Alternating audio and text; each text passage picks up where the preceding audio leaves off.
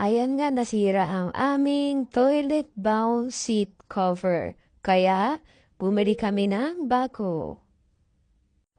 Tara, samahan niyo ako i-unbox at samahan niyo ako sa pag-install nito. Baka kailangan niyo rin one day. So, ito nga yung itsura niya sa ilalim at ito yung ilang parts niya. So, itong isa ang gagamitin ko. Una, tatanggalin mo yan at babalik ta rin bago ilalagay doon sa ating toilet. Kung anong kailangan yung part yun yung gamitin nyo dyan. So, parang plastic lang yung ginamit namin dito kasi yun yung kailangan lang dito sa aming bowl. And then, isushoot mo lang yan dyan. O, diba, ang easy lang.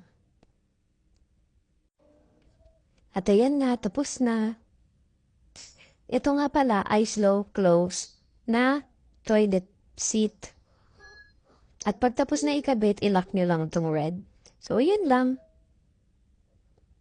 Try ulit natin. Wow!